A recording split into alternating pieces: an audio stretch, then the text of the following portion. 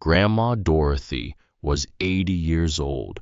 20 of those years were spent washing clothes, cooking meals, embroidering patience into sleepless nights, all of it for the grandchildren her daughter left behind when she left too soon.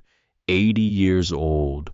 4 children raised without ever asking anyone for a cent, and 2 grandchildren she raised from scratch, from the bottle, from the first letter of the alphabet, from the first day of school, with a lunchbox wrapped in aluminum foil and a little handwritten note tucked inside, because she believed that love is shown in the small details. It was Ryan, the youngest grandchild, the one she called my heart's child, the boy she stayed awake day and night for when he had pneumonia at age 7, who knocked on the door of the little room where she had been living for 3 months and said, without taking off his sunglasses, without sitting down, without quite meeting her eyes, "Grandma, we're going to need this room.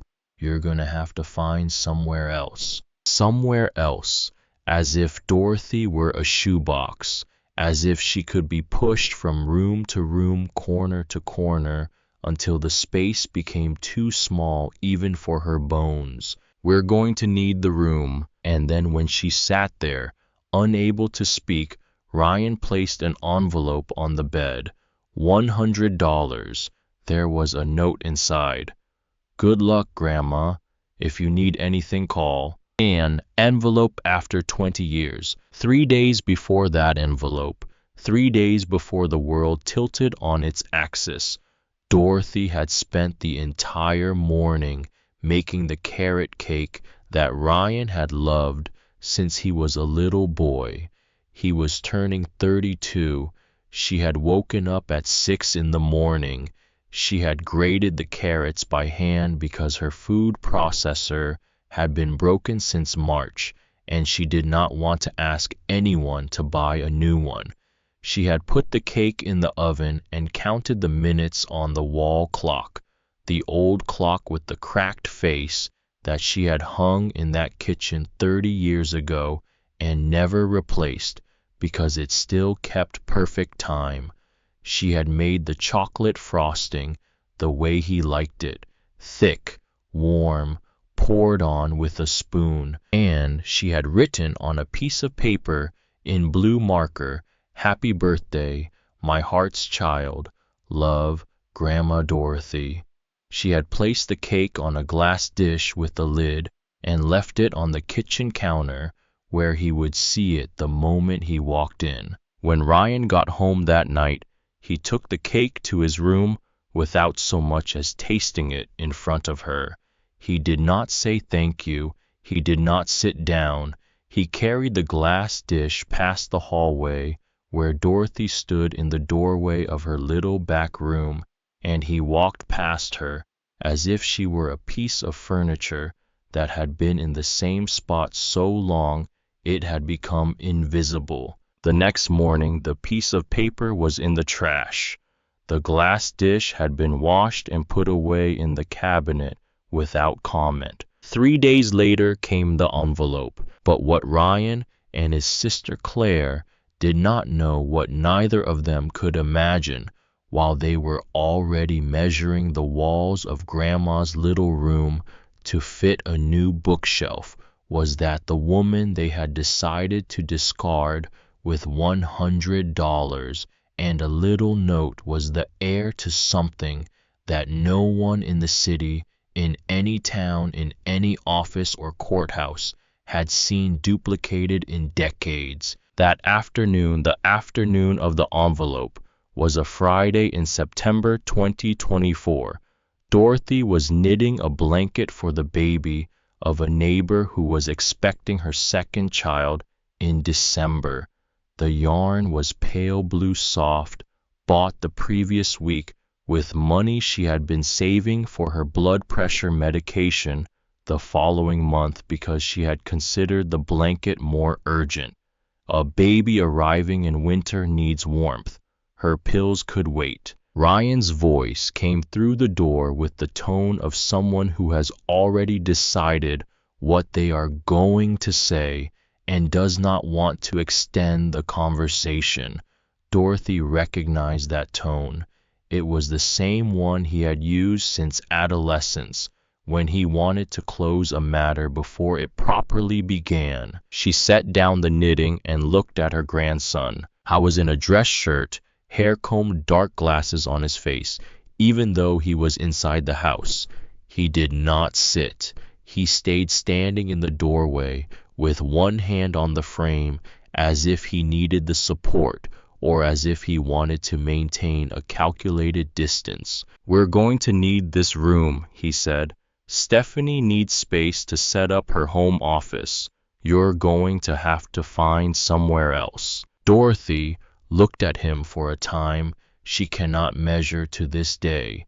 She heard the words, but the meaning took time to arrive, the way you read a complicated sentence and need to read it twice to understand what it says. Somewhere else. She was 80 years old. She had come to that apartment when Ryan was 10. She had spent 30 years at that address. She had cleaned that floor for 30 years. She had cooked in that kitchen for 30 years. She had watched the sky brighten through that narrow window slot for 30 years at 4:30 in the morning. "Somewhere else, Ryan," she said, and her voice came out weaker than she wanted. "I'm your grandmother. I know, Grandma, but we have our needs too. Our needs." As if his and Stephanie's needs were an immovable force of nature before which everything else had to yield. "I need time to think about where I'll go," she said. "We need a solution by this week," Ryan replied, and then he placed the envelope on the bed without ceremony, the way someone pays an overdue bill. "This will help you with the first expenses." Before he turned to leave, he paused in the doorway. Just half a second. He did not turn around, but he stopped. Dorothy saw his shoulders go rigid under the dress shirt, the muscles pulling tight across his back.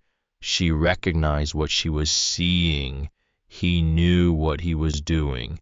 This was not the thoughtless cruelty of someone who does not understand consequences. This was the cruelty of a man who had weighed the cost and decided that his convenience was worth more than 20 years. That kind of cruelty is worse than the instinctive kind because it carries calculation. He left without looking back. Dorothy sat on the edge of the bed for a long time. How long, she does not know. The envelope was there beside her, white sealed. She did not open it right away. She just looked at it with her hands in her lap, with the pale blue knitting on the floor where it had fallen when she stopped. The begonias on the windowsill, the red one and the pink one, were there as they always were. She watered them every morning before anything else and said good morning to each one, because plants are living creatures and living creatures deserve to be greeted. When she finally opened the envelope, she found 10 $10 bills, crisp and in sequence, and a note folded in half. Ryan's handwriting was large and slanted to the right. "Good luck, Grandma. If you need anything, call. $100. After 20 years. Dorothy went to the bathroom. She washed her face. She looked at herself in the mirror for a while, the white hair loosening from its bun, the lines that mapped a life lived in the service of others, the eyes that carried everything and still refused to dim. And she said to herself out loud, with a firmness she did not know where it came from, but that was always there when she needed it, "You've been through worse things, Dorothy." She was lying a little, but sometimes you have to lie a little in order to breathe. In the 3 days that followed, Dorothy discovered the full size of her loneliness. She called Claire the granddaughter who had studied law, the attorney, the one she had taken to buy her first law school textbook with money she barely had, walking together to the campus bookstore because Claire had said she wanted her grandmother there for that moment. Claire answered after the fifth ring. Dorothy described what had happened in the most controlled voice she could manage, steady, without drama, just the facts. On the other end, Claire's silence was too long to mean anything good. "Grandma, I understand it's hard," Claire said finally, "but the apartment belongs to Ryan. He has the right to use the space however he wants." "He has that right," Dorothy agreed. "I'm 80 years old with $100. More silence. "I could help you a little financially," Claire said, with the precision of a lawyer trying to close a deal without setting a precedent.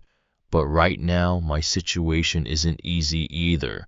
The firm is going through a complicated period." The firm. Dorothy had lent Claire money to cover the cost of her bar exam fees when the newly graduated attorney did not have it. Claire had insisted on calling it a loan, so it would seem like something different from a gift, something more dignified, something with an implied promise of return. Dorothy had never received it back.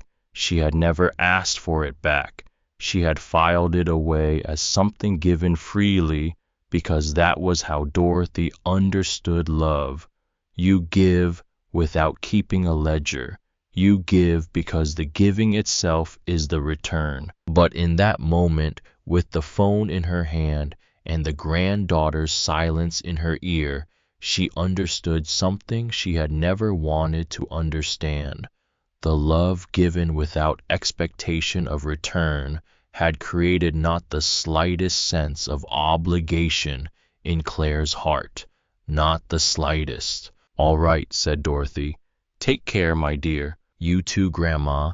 If you need anything, call me." It was the family phrase, the phrase that means I will not be the one calling first, the phrase that closes a door while pretending to leave it open. Later that night in her office downtown, Claire sat at her desk and looked at the framed diploma on the wall, the diploma her grandmother had paid for. She knew what she had just done. She knew, and she placed it into the compartment in her mind labeled "Will deal with later," alongside the unreturned loan and the phone calls never made. Claire was not evil. Claire was tired and selfish in the way that tired people become selfish, not on purpose, but not trying to fix it either. Dorothy slept those 3 nights with the envelope under her pillow because there was no safer place. She woke at 4:30, as always, made coffee, listened to the radio at the lowest possible volume so as not to wake anyone, sat in the kitchen chair looking out the window at the sky brightening. In those moments she thought of her mother, she thought of her father, she thought of her daughter Susan, she thought of Walter in the rocking chair with the lemonade glass tilting slowly. She thought of the house at the top of the hill she had never returned to, and she felt something difficult to name. Not quite nostalgia, but something like it. An open account she did not know when she would be able to close. On the 3rd day, while Dorothy was in the kitchen, making rice that nobody had asked for, but that she made because it was the only thing that kept her moving, Stephanie came into the apartment with 2 friends and went directly to the little back room to start measuring the walls. Dorothy could hear their voices through the hallway.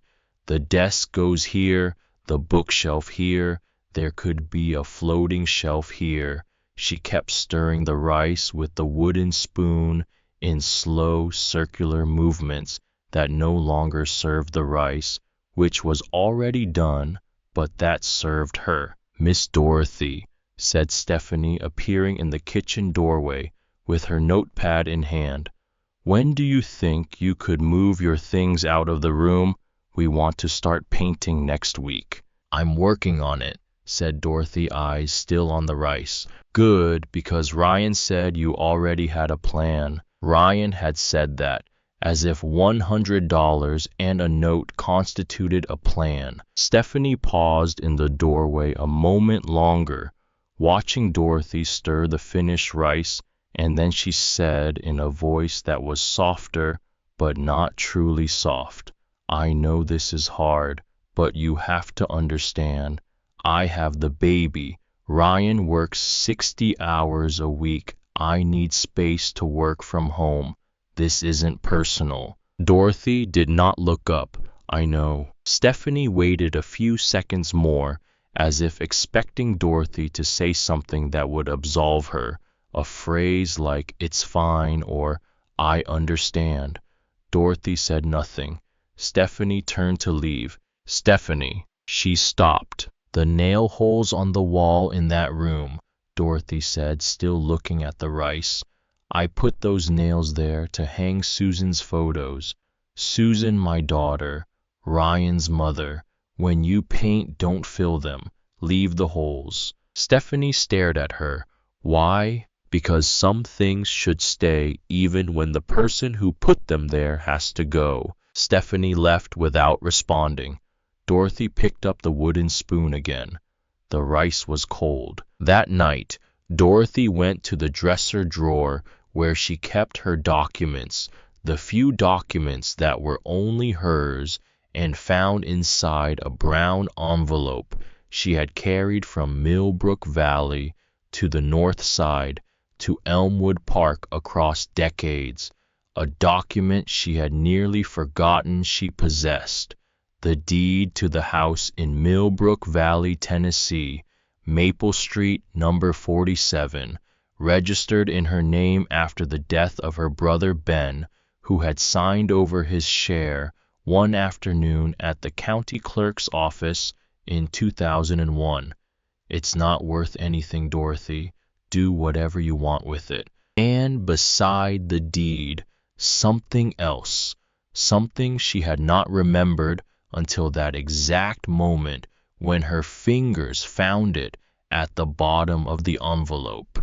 A brass key, old yellowed, with a paper tag tied to the ring by a thread so fragile it was nearly gone. On the tag, in her father's handwriting, a single word, "House." Dorothy held the key in her palm. She looked at it for a long time. Then she looked at the $100 envelope on the pillow, and she made her decision, not in desperation, not because there was nowhere else to go, with clarity. She was going home, not because she had been driven out, because it was time. The memories came as she sat there in the dark of the little room that was no longer hers, holding the brass key her father had labeled 40 years ago. Her father, Henry Whitfield, Mr. Whitfield to everyone in Millbrook Valley, a small town in the rural hill country of Tennessee, where Dorothy was born in March of 1944. Henry was a master builder, not a common laborer, not a handyman, a master. He could read blueprints, calculate load-bearing beams, mix concrete in precisely the right proportions without needing a scale. He built a good part of the homes in the center of Millbrook Valley, over 40 years of work, and every structure that came from his hands carried a mark the neighbors recognized: solidity. Henry Whitfield's walls did not crack, his roofs did not leak, his window frames did not warp from the humidity. It was a quiet pride, the kind that does not need to be said, because everyone already knows. He had built the family house on top of Maple Street with his own hands, brick by brick, over 3 years before he married Dorothy's mother, Margaret. He used fired clay bricks he brought in from a kiln across the county because he said those bricks had more resistance than the local ones. It was the most concrete expression of love he knew how to give. A house that would stand. Her mother, Margaret Whitfield, Maggie to those who knew her, a short woman with hair always pulled back in a tight bun, always in a clean apron with a smile that appeared before her words. She raised 4 children, James the oldest, Antonia, who died of fever at 2 before Dorothy was born, Dorothy the middle one, and Ben the youngest, who went to the city and never quite came back. Maggie grew lemon verbena in the kitchen window box and made verbena tea every afternoon, and the smell became part of the house itself, absorbed into the wood over decades of infusions until the house and the herb became the same thing. Dorothy met Walter Bennett at 17 at a birthday party in the town square. He was 21, a harvest foreman on her father's property. She had accidentally spilled the tray of punch she was carrying, and Walter, instead of laughing like the other young men, crouched down beside her to pick up the cups from the floor and said with a smile without a trace of malice, "It happens to anyone. Punch is slippery by nature." They married in 1965 in the white church whose bell had marked the hours of her childhood. Walter served in Vietnam from 1968 to 1969. He came back with a lighter sleep and the habit of checking the door lock twice before bed, but also with the financial discipline the military had taught him. He started a savings account he called the Future and sent money to Dorothy's parents every month without fail, with the regularity of a man who understood that promises are kept in small, repeated actions, not in grand gestures. They were married for 41 years until Walter died of a heart attack on a Sunday afternoon in 2006, sitting in the rocking chair on the porch with the radio on during a baseball game and a glass of lemonade in his hand. Dorothy kept that image with her forever, the glass tilting slowly until it spilled onto the wooden floor, as if time had decided to stop in the gentlest possible way. Their only daughter, Susan, was born in 1967. Susan grew up with dark hair, bright eyes, and easy laugh. She inherited her father's stubbornness and her mother's sensitivity. She married Danny Holt, a long-haul truck driver Dorothy never believed would last. Not because Danny was a bad man, but because there was a restlessness in him she recognized as the mark of someone who cannot stay in one place too long. In 1995, Ryan was born. In 1997, Claire. Then in 1999, when Claire was 2 and Ryan was 4, Susan got sick. Leukemia. Fast aggressive, the kind that gives no warning and offers no apologies. Dorothy stood by her daughter through 8 months of treatment, through chemotherapy, through the hair loss, through the days when Susan had the energy to play with her children, and the days when she could not get out of bed. Danny stayed at first and left halfway through. Maybe the open road called him. Maybe the fear did. Danny was the kind of man who runs when the weight becomes too great. Susan died in January of 2000 at 32 years old on a rainy Tuesday morning. Ryan was 4. Claire was 2. Walter and Dorothy, already in their mid-50s, looked at each other that night after the burial and needed no words.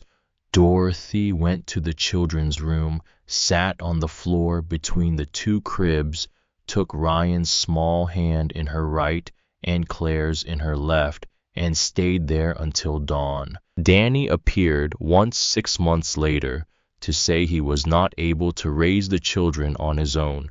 He signed papers relinquishing custody at the Cook County Courthouse, witnessed and notarized.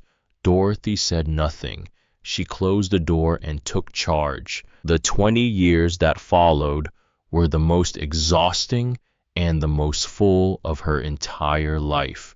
She took Ryan to school at 7:30 in the morning, came back to give Claire breakfast, picked up Ryan at noon, made lunch, gave baths, did homework, made dinner, gave another bath, told bedtime stories, turned off the lights, and the next day did it all over again. She gave up a visit to her ailing mother back in Millbrook Valley because Ryan had chicken pox and there was no one to stay with him. She gave up the only anniversary trip Walter had planned because Claire had a school presentation and did not want to do it without Grandma in the audience. She gave up the crocheting she sold to supplement their income because Ryan needed math tutoring and the crochet money covered 3 months of lessons. She gave up entire nights of sleep for years. Everything that is lost when you place another life before your own without complaining, without keeping score. Walter died in 2006 when Ryan was 10 and Claire was 8. One more loss that Dorothy crossed standing up because there were 2 children who needed breakfast in the morning, and children cannot be left waiting while Grandma grieves. She grieved after the children were asleep. She grieved with the pillow pressed against her face so as not to frighten them. She sold the apartment on the north side, used part of the money to buy a smaller apartment in Elmwood Park, put the rest in savings that slowly drained.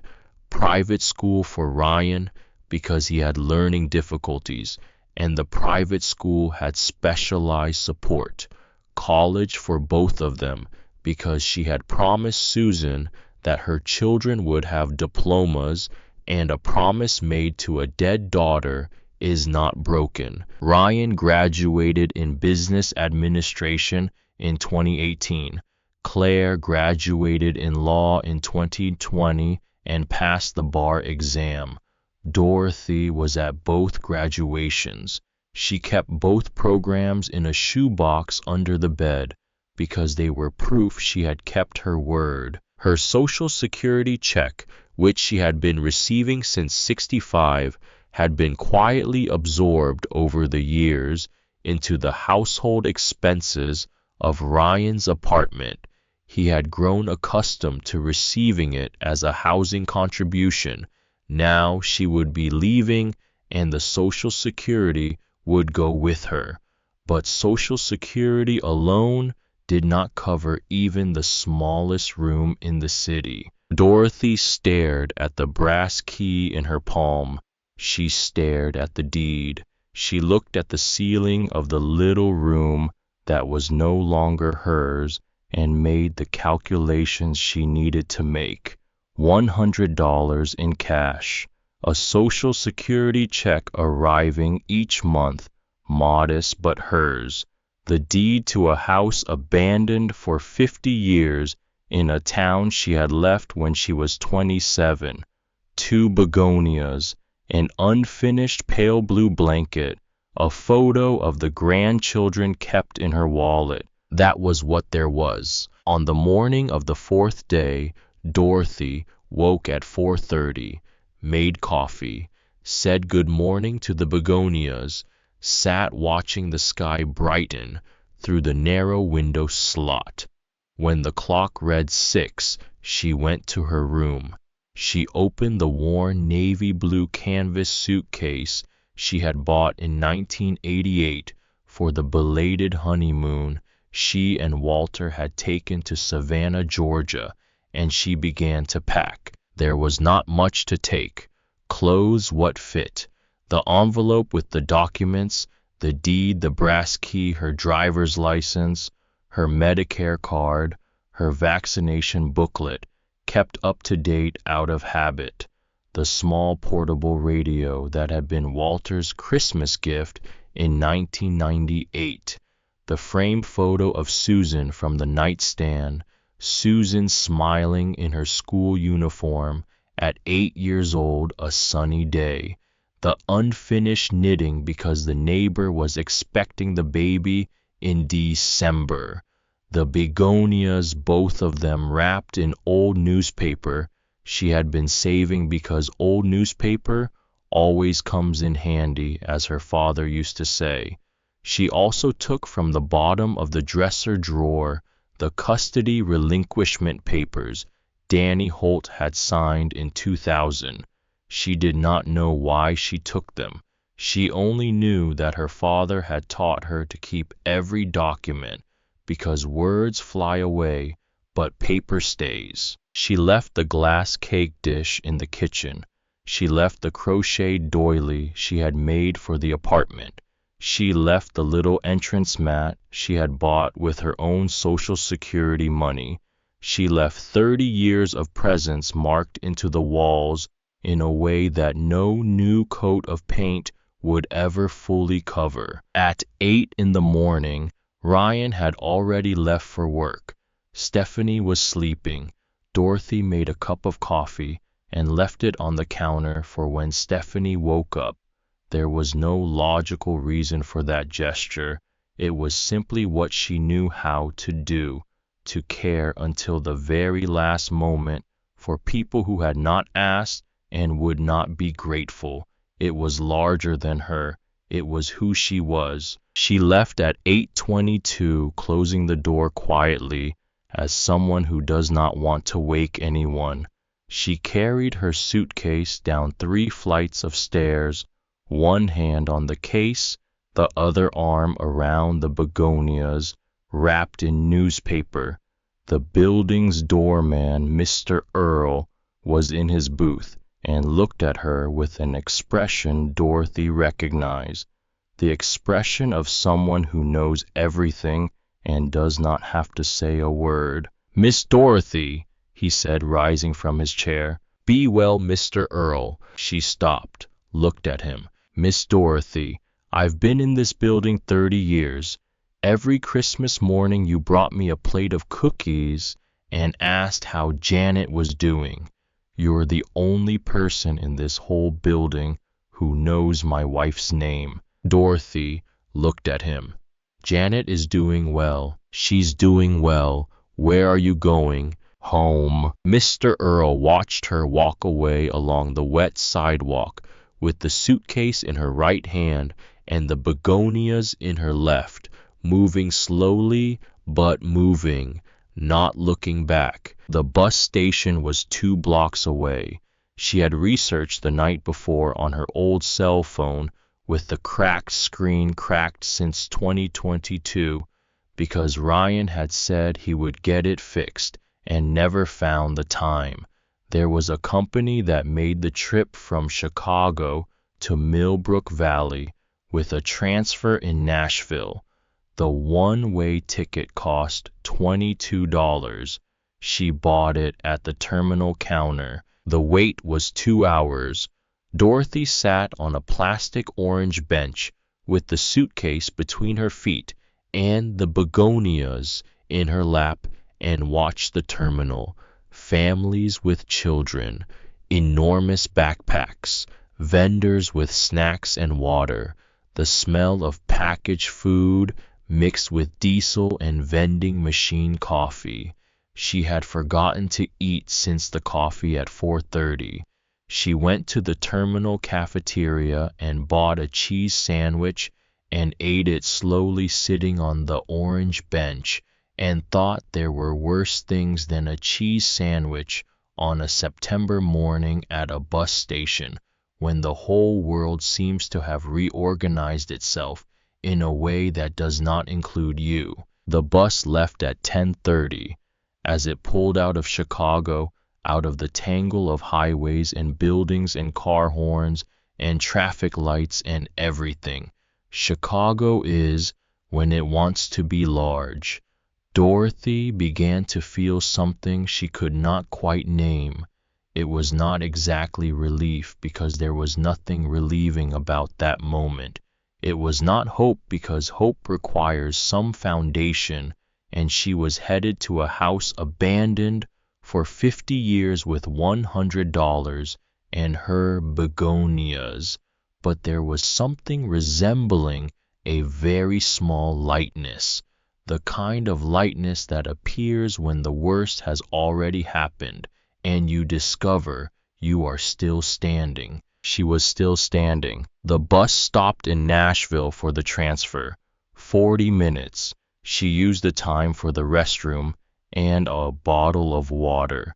The second bus left for Millbrook Valley at 1 in the afternoon, and it was on that second bus with the Tennessee farmland rolling past the window that Dorothy began to remember things she had not remembered in a very long time. She remembered the farmer's market on Saturday mornings in the town square, the man who sold honey in recycled glass jars with handwritten labels. She remembered the smell of the Tri-Flowers Bakery on the corner of Commerce Street and Maple Avenue, bread coming out of the oven at 5 in the morning, a smell that served as the collective alarm clock of Millbrook Valley. She remembered the square with the green iron gazebo and the retired couples on the stone benches on Sunday afternoons. She remembered the church bell always at 7 in the morning and 6 in the evening without fail. She remembered the house on the hill with the iron handrail her father had installed to make the climb easier. She remembered her mother's kitchen with the cast iron stove that always had a pot on it, the window of her childhood room that overlooked the backyard where her father grew squash and peppers, and a pepper tree he had planted when he married to give shade when the children were grown. The tree was probably still there. The bus turned onto the state highway that cut through the farmland, more cornfields than she remembered, fewer family farms, more corporate warehouses, but there were also the goldenrod wildflowers along the sides of the road, blooming in September with that reckless golden extravagance that asks permission from no one. Dorothy looked at the wildflowers through the bus window and felt tears coming, not from sadness alone, but from that complex emotion that has no single name, because it is sadness and nostalgia and fear and something that might be hope all at the same time. She let the tears come. The passenger beside her was asleep. The begonias were in her lap, still in their newspaper. The bus arrived at the Millbrook Valley Terminal at 4:30 in the afternoon, a simple brick building painted white with blue lettering, a plastic bench out front. The first thing Dorothy noticed when she stepped off the bus was the air, clean, the kind you only feel when you have been away from the city long enough that your lungs forget what they had grown used to.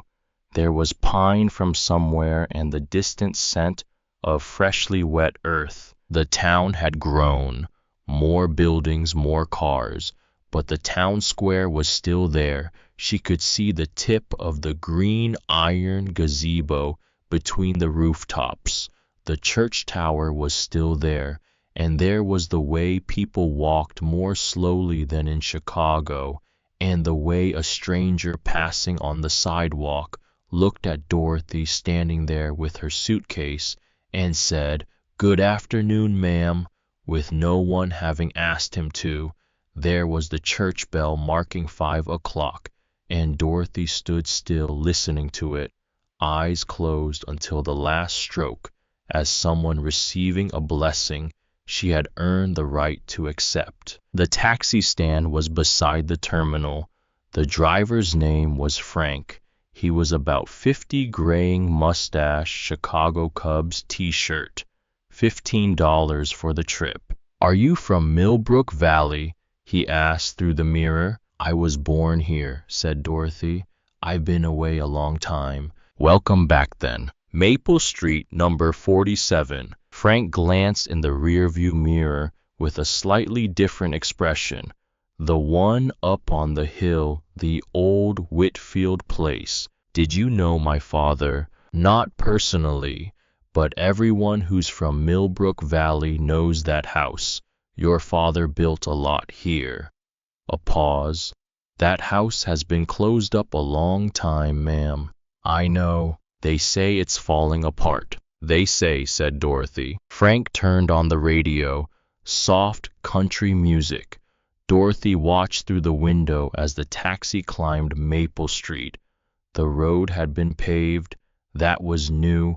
She watched the town stay behind and the sky grow larger as they climbed. And then she saw the house. It was on the right side of the street, behind a rusted iron gate that had once been white, covered in vegetation, barely visible behind decades of overgrowth.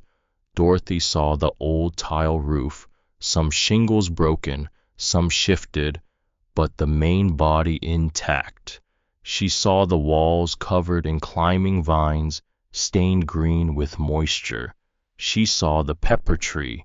There it was, enormous now, taller than the house, its branches spread wide over the roof. "Here is fine," said Dorothy. Frank stopped the car, looked at the house, then at Dorothy. "Ma'am, you're gonna need help with something." Dorothy took $15 from her bag. "Keep the change," he said. "You'll need it more than I do." She looked at him. He was being genuine. There was no malice, no pity, just the direct honesty of small towns, which has not yet learned to disguise its feelings with empty courtesy. "Thank you, son," she said, and she kept the change anyway because $100 is $100. She stood on the sidewalk with the suitcase and the begonias in front of the rusted iron gate, looking at the house her father had built with his own hands before he was even married, the house where she was born, where she had learned to read, where she had run home from school because she was afraid something good might happen without her there. She breathed in deeply. The September air carried the faint scent of pepper tree berries, sweet and slightly bitter, the smell of her childhood. It was time. The iron gate gave way more easily than Dorothy expected.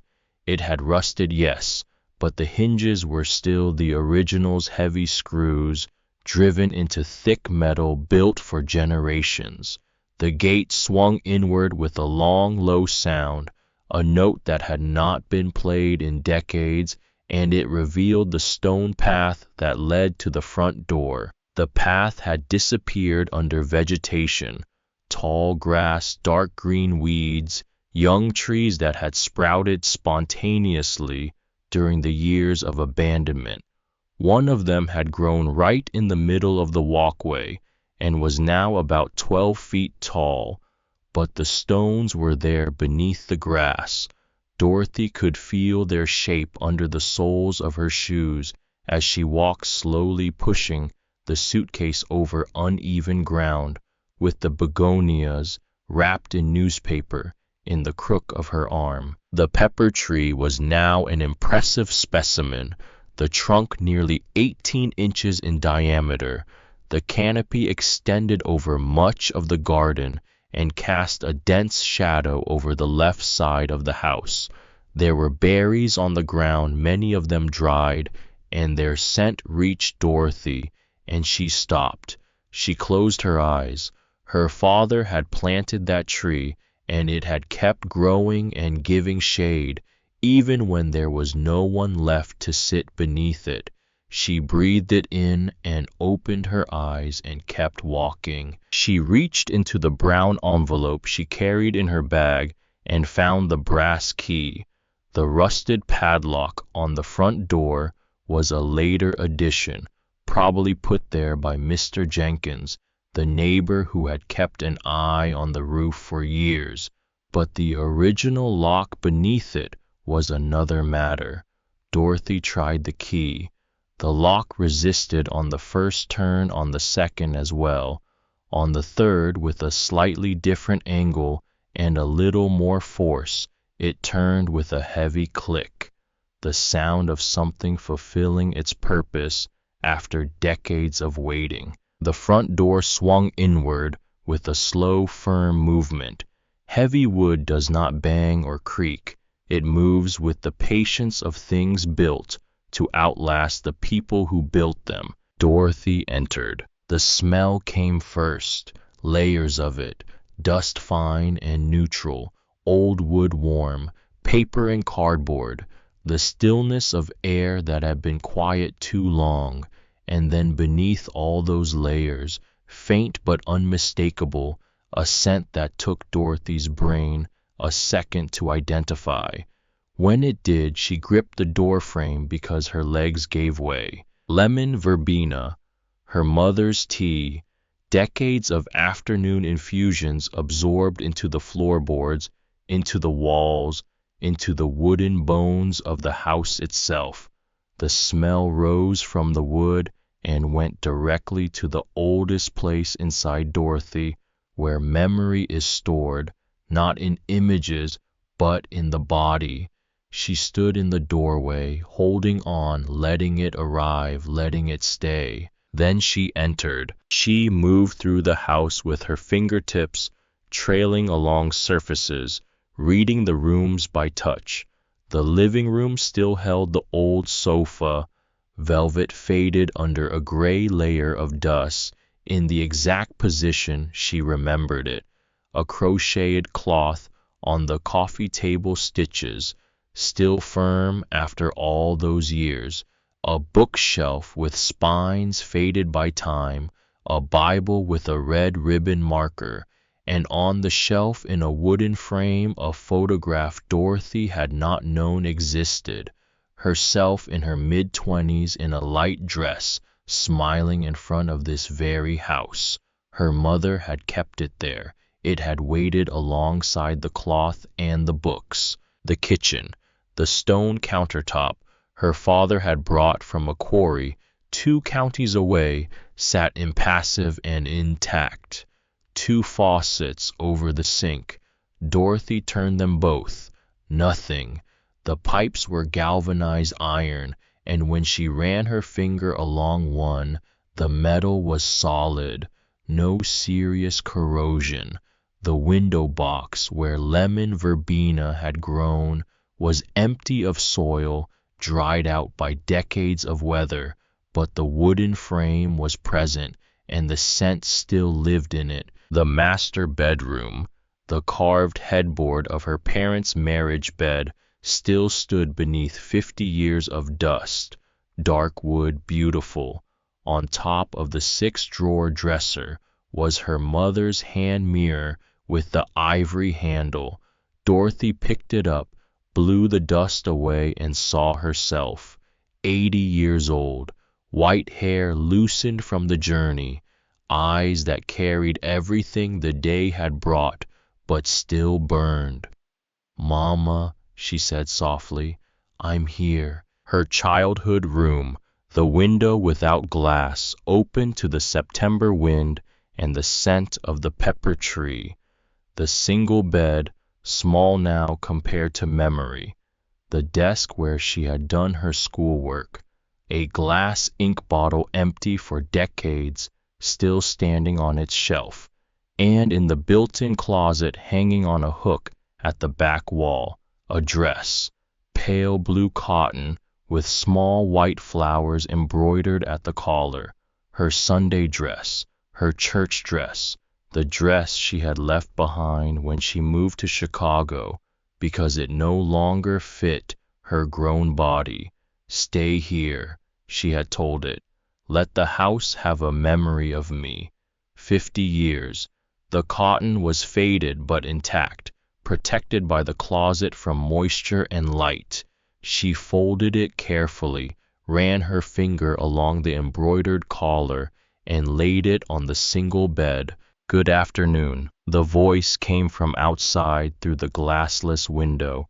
Dorothy went to the opening and looked into the backyard, and on the other side of the wooden fence, dividing the property from the neighbors, she saw a woman of about 70 in a floral apron, holding a bunch of fresh herbs, looking at the window with an open, unhurried smile. "Sorry to startle you. I saw the gate open and wondered. I'm Helen Pryor, lived next door for 42 years. Dorothy looked at her, and from a place she did not know, still had reserves. She felt a real smile forming on her own face. "I'm Dorothy, Henry's daughter." Helen pressed the herbs between both hands. "Henry's daughter," and then in a voice that grew softer, "My lord, we've been waiting for you." Waiting for her. Helen's kitchen was warm and smelled of chamomile. There were shortbread cookies in a blue and white bowl. Helen poured tea with the naturalness of someone whose home is always open. No ceremony. She poured the way you pour for a person who was expected all along. Helen was 72, widow of Oswald, a history teacher who had passed 4 years before, 2 sons in Nashville who visited on holidays, 42 years beside the Whitfield house, never comfortable with its abandonment. "It wasn't right for the house," she said, speaking of it the way you speak of a person. She had hired a young man to cut a branch that threatened the roof in 2015. She had paid someone to clear the drainage when the overgrowth reached it. No permission asked, no thanks expected. A house built like that cannot be allowed to fall, and I am not the type to stand by with my arms folded. "You looked after the house from far away," said Dorothy. "From close up," Helen corrected with quiet precision. "I was the nearby neighbor. You're the one who watched from far away." Dorothy set down her teacup. That correction landed with the weight of truth, and she accepted it without defense. Helen's expression changed then. The welcoming warmth remained, but something more serious rose beneath it. "There's something I need to tell you," she said. "Before you see everything in there, you need to know." She set down her own cup.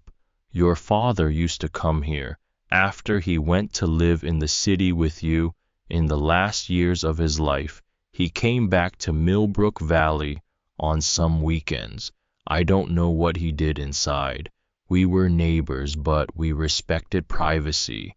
But I would see the attic light on sometimes, in the middle of the night, and he always entered with something under his arm and left empty-handed." Dorothy did not move. "Once when he was on his way out, I was in the garden, and we exchanged a few words. He said something I have kept to this day." Helen paused. "He said, 'Mrs. Pryor, if someone ever comes asking about this house, tell them it's well kept.'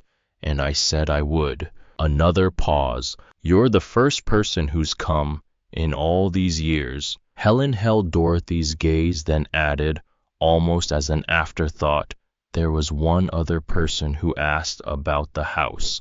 A woman about 10 years ago. She wanted to know the price, who owned it. I told her it wasn't mine to discuss. She left." Dorothy filed that detail away without knowing yet what it meant. She thanked Helen for the tea with a direct look and no exaggeration, the only thanks that carries weight, and said she needed to go back to the house. Helen nodded without questions. If you need anything, knock on the fence. The staircase to the attic was in the hallway between the two bedrooms, concealed behind a small, low wooden door, painted the same color as the wall, with a latch so discreet that if you did not know it was there, you would walk past it for years. Dorothy had climbed those stairs hundreds of times as a child. The attic had been her father's archive, the place for everything too important to throw away and too specific to keep on hand. The house key worked for this lock too. Her father had installed universal locks throughout, one key for everything. Practical man. 16 steps of oak, each one firm underfoot, no hesitation. Dorothy climbed slowly, gripping the narrow walls on either side, and when she reached the top and pushed open the trap door, the attic was dark. She felt along the side wall and found the sliding window that faced the front of the house.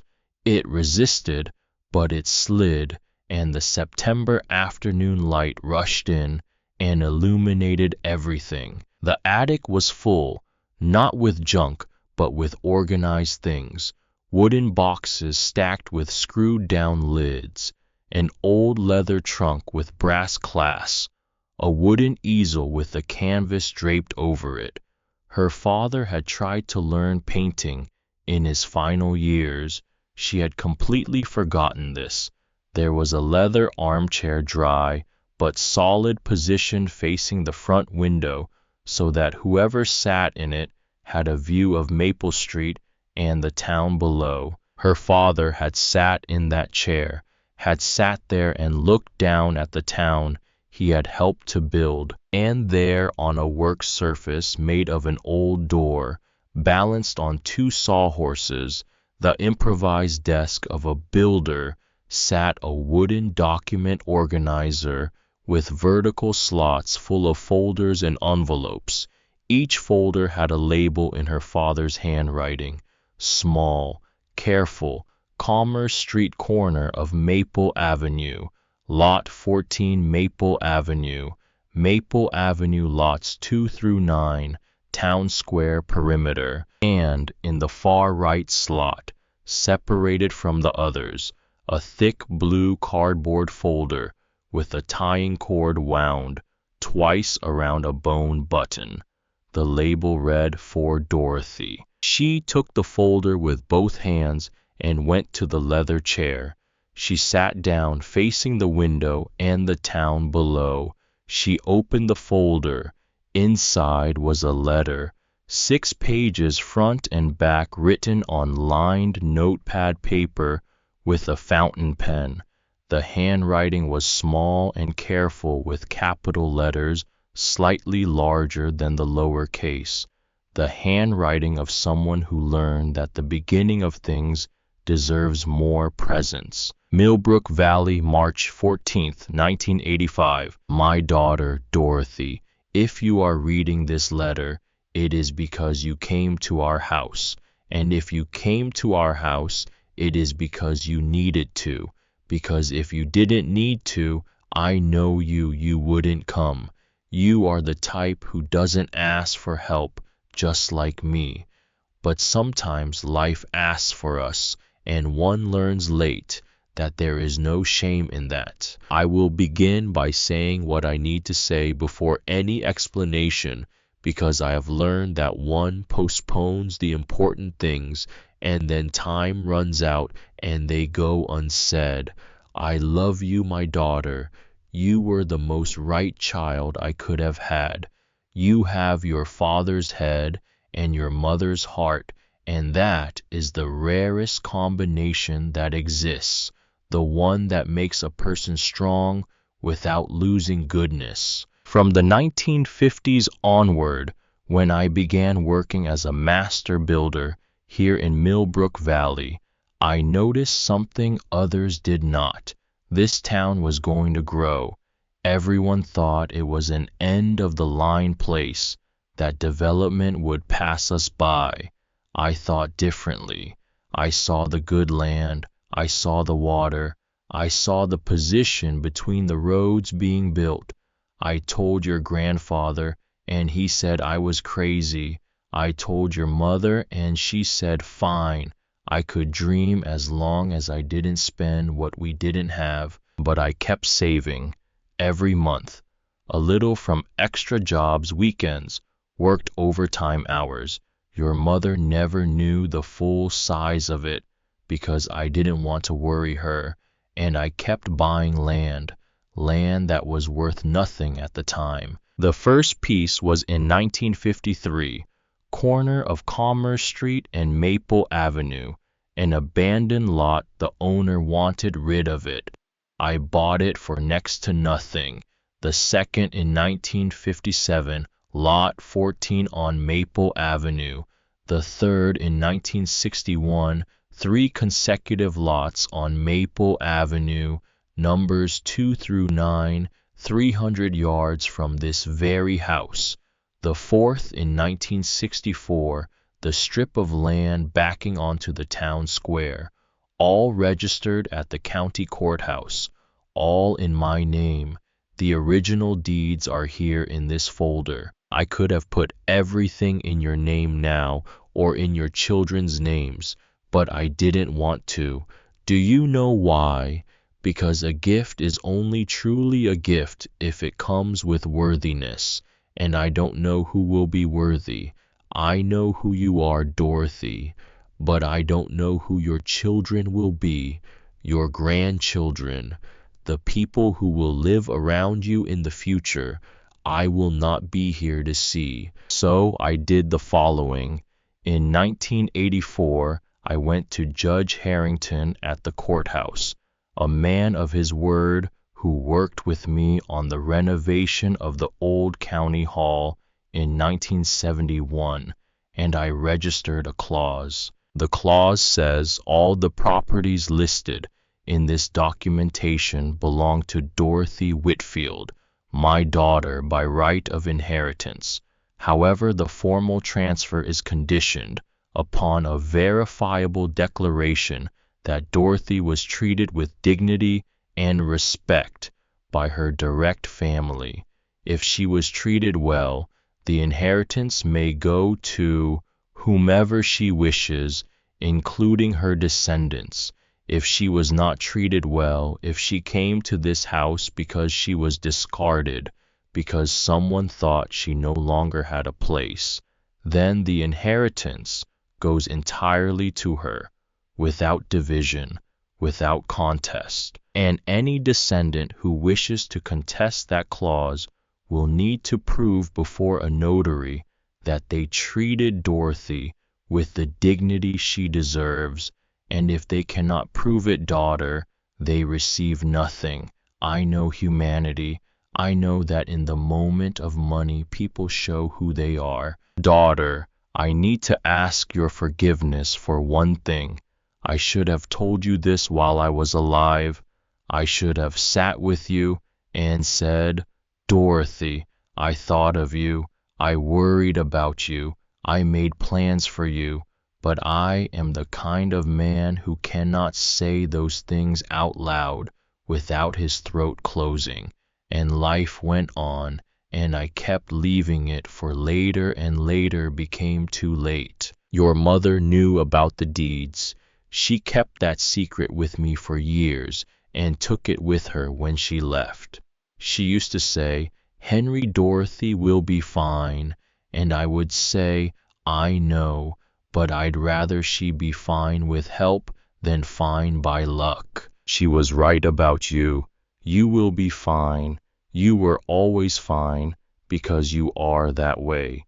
You find the path, but this time you will not find it alone. This time your father is here. Look after our house. Your father built it with love, and love does not rot. With all my heart, your father, Henry Whitfield. P.S. The pepper tree I planted when I married your mother should still be there. If it isn't, plant another one. A house on top of a hill needs a big tree. Dorothy folded the last page of the letter and the weight of decades broke open inside her. She wept, not the way she had wept after Walter contained and private, with the pillow pressed to her face so the children would not hear, not the ceremonial tears of Susan's funeral, measured and composed so as not to disturb anyone. This was the crying of 60 years of strength, the crying of every loss she had absorbed standing up because someone else needed her to stand, the crying of a woman who had just discovered in a leather chair in an attic at the top of a hill that she had never been forgotten. She wept in the September afternoon light with the letter in her lap and the scent of lemon verbena rising from the wood below and the pepper tree swaying outside the window. She did not try to stop. It was a crying that deserved to be respected, and she gave it that respect. When it became smaller, not gone, just manageable, she wiped her face with the cloth handkerchief she always carried, adjusted her glasses, and opened the other folders. The deeds were 5 documents, one for each piece of land, written on official notary paper with courthouse seals perfectly legible, her father's name in the owner's field, descriptions with measurements and boundary lines, registration dates from the 1950s and 1960s, when that notary paper cost more than the pittance he had paid for the lots. In the folder marked General Documentation, she found the copy of the clause, 3 typed pages with the signature of Judge Harrington and 2 registration numbers. The legal language was dense, but one passage was circled in the margin with red ink, her father's pen, and translated in a handwritten footnote. In plain language, if my daughter Dorothy comes looking for this inheritance, it is because she needed it, and if she needed it, it is entirely hers, undivided. Dorothy stood at the attic window and looked down at Millbrook Valley in the late September afternoon, the green tip of the gazebo between the rooftops, the church tower, and along the streets below she could now identify her father's properties, the corner lot where a 3-story commercial building had gone up in the 90s, the strip behind the square where a row of renovated shops now stood, Lot 14, where a covered parking structure of considerable size operated. All those places she had looked at for years without knowing they were hers. She knocked on Helen's fence. Helen appeared at the kitchen window with the readiness of someone who had been listening for that knock. Helen, can you tell me where the county courthouse is? Helen looked at Dorothy's face, the eyes that had been crying, the posture that had not curved. I'll take you there first thing in the morning, and I know the judge. That first night Helen appeared at 6 in the evening, carrying a wool blanket, an inflatable camping mattress, a 5-gallon jug of water, a large flashlight with new batteries, a basket with homemade corn, tamales, a thermos of coffee, fresh farmer's cheese butter, and 2 bananas. She placed everything in the living room without ceremony, without drama. She set it down because she had determined it was necessary. Tomorrow at 8 I'll come for you. Judge Catherine opens at 8:30, but she likes to arrive early. How do you know Judge Catherine? She was married to my cousin. Helen made a gesture with her hand that said, this was exactly the kind of connection that exists in places where everyone knows everyone, and it needed no further explanation. Dorothy lay on the inflatable mattress that night and listened to the sounds of the house, wind in the garden trees, the occasional creak of a floorboard settling after decades of silence, crickets in the tall grass, sounds of a small town at night. She did not sleep much, but what she slept was the deepest sleep she had had in years. At 4:30 she was awake. She found Helen's coffee thermos sat in a kitchen chair facing the glassless window and watched the sky of Millbrook Valley brighten. In a small town, night is real night, and when the sky begins to lighten, it is a layered spectacle. First a very dark gray, then a deep blue, then a lighter blue at the contours of the horizon, and then above the church tower, visible through the window, the first touch of orange. It was peace. She recognized it only because she had forgotten what it felt like. At 8 in the morning, Helen arrived in her going-out clothes, a polka-dot blue dress, and a burnished leather purse. They walked together because the courthouse was nearby, and the morning walk does you good. The Millbrook Valley County Courthouse sat on Commerce Street in a colonial building with a blue and white facade. Near the entrance, a bronze plaque, built by Henry Whitfield, Master Builder, 1958. Dorothy stopped in front of it and said nothing. She did not need to. Judge Catherine Harrington was about 55, short gray hair, thin-frame glasses, precise movements. She was the daughter of the judge who had registered the clause for Dorothy's father in 1984. She had grown up inside that courthouse. She knew every record book the way a librarian knows every shelf. When Dorothy entered and said who she was, Judge Catherine stopped for 1 second. Then she said, "I know who you are. My father spoke of you. Your father knew me, not personally, but he knew your father very well." She went to one of the metal archive shelves organized by decade, and without hesitating, pulled out a thick blue cardboard folder with a white label. Faraz, she corrected herself. Whitfield Henry, 1984. She opened the folder on the table beside the deeds and the copy of the clause Dorothy had brought from the attic. The 2 sets of documents, the originals and the courthouse copies, were identical, letter for letter, seal for seal. Judge Catherine spent the entire afternoon verifying the situation of each property. The registrations were valid. The deeds had not expired. The properties had not been adversely possessed because the taxes had been paid from an automatic bank instruction Henry had set up, which continued until 2009 when the account was exhausted. In the 15 years since tax bills had gone unpaid, the arrears had accumulated to $14,800. "It's a lot," said Dorothy. "It's a lot," agreed Judge Catherine, "but the value of the properties is incomparably greater." She opened her computer and went to the county assessment system. She pulled up each property and read the assessed values aloud. The corner lot on Commerce Street and Maple Avenue, the first Henry had bought in 1953, $200,000.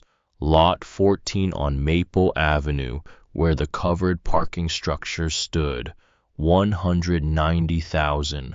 The 3 consecutive Maple Avenue lots, $420,000 combined. The strip behind the town square, $744,000. Judge Catherine made the calculation and turned the screen for Dorothy to see. $1.6 million in assessed value, which typically represents 60 to 80% of actual market value. The real value in an arm's-length sale would be considerably higher. Dorothy looked at the number for a long time. My father knew what he was doing. My father used to say that Henry Whitfield was the most far-sighted man he ever registered documents for.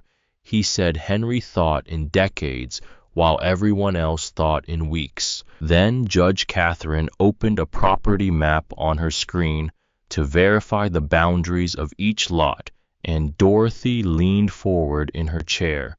She studied the lines on the screen, the measurements, the markers, and she said, "That lot there, the strip behind the square, the western boundary runs to the drainage line, not to the current fence.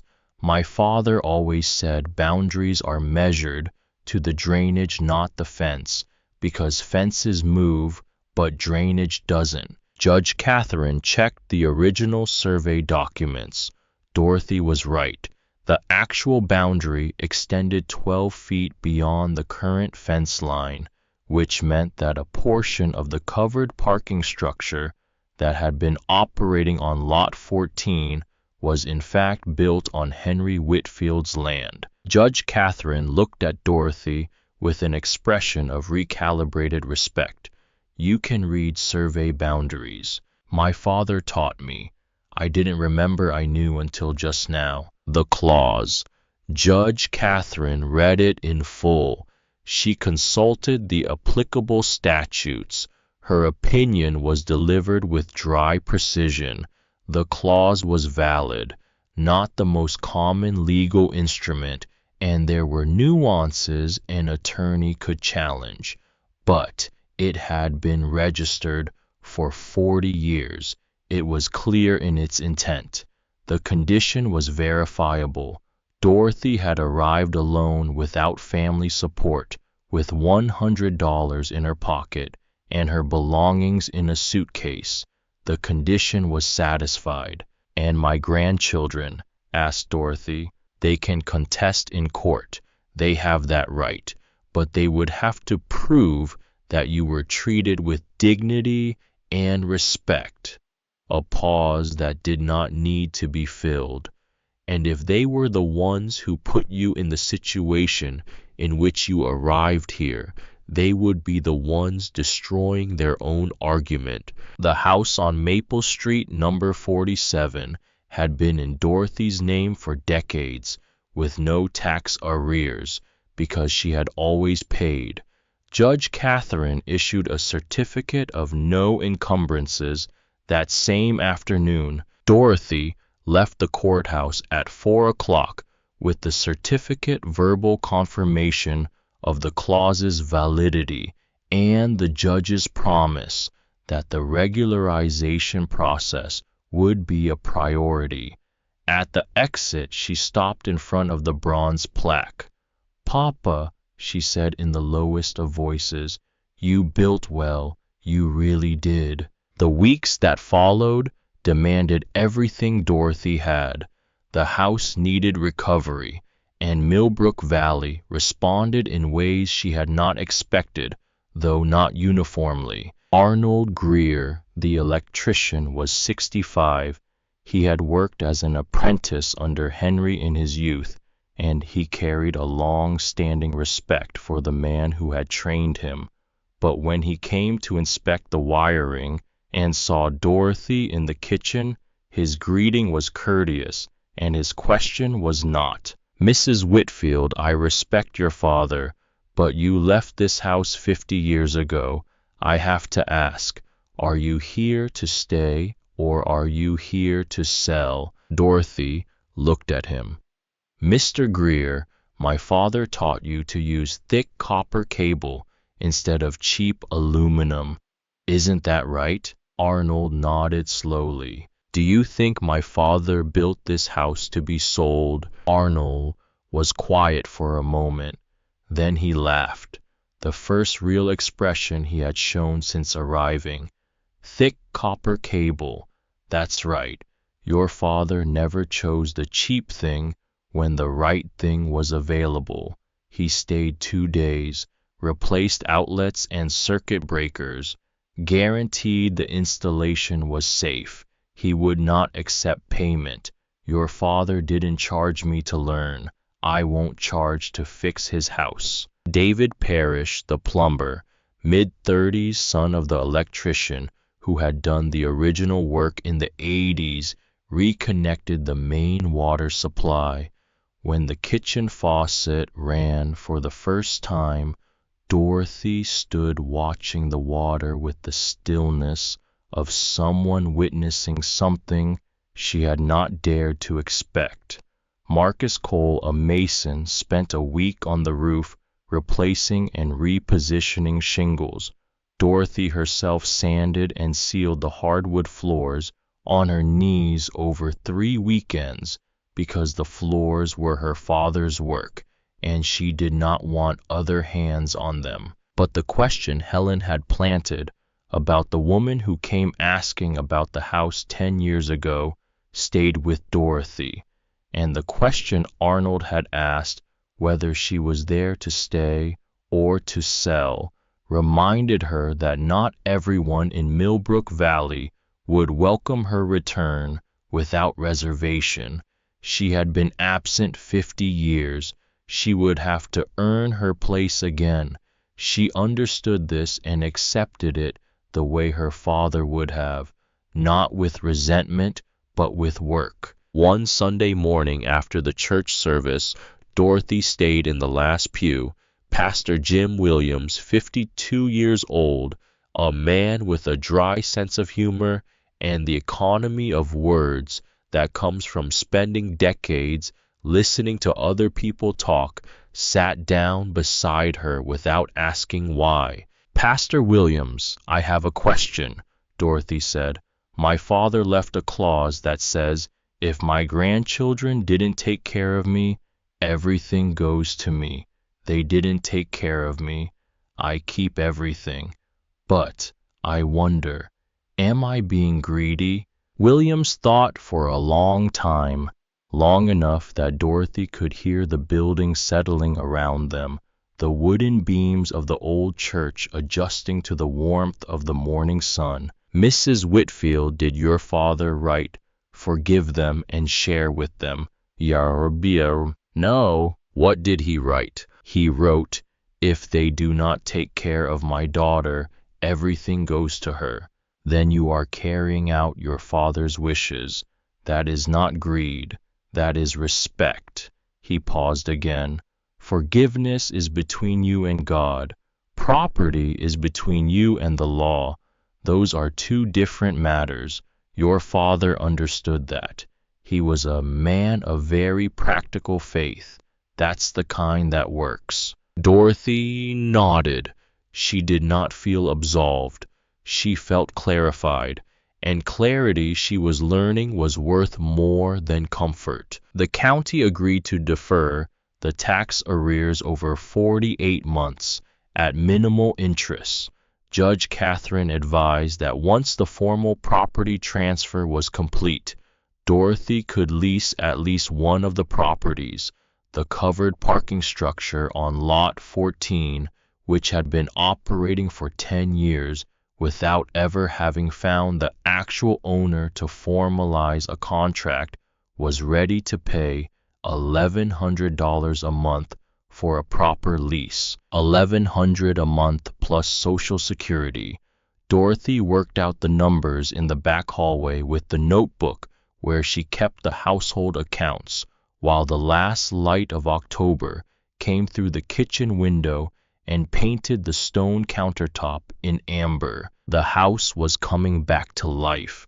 Water ran, lights worked, the roof held, the walls stood as they always had. Dorothy planted lemon verbena in the kitchen window box and squash and peppers in the backyard planter, and the begonias, red and pink, went into a clay pot bought at the Saturday market.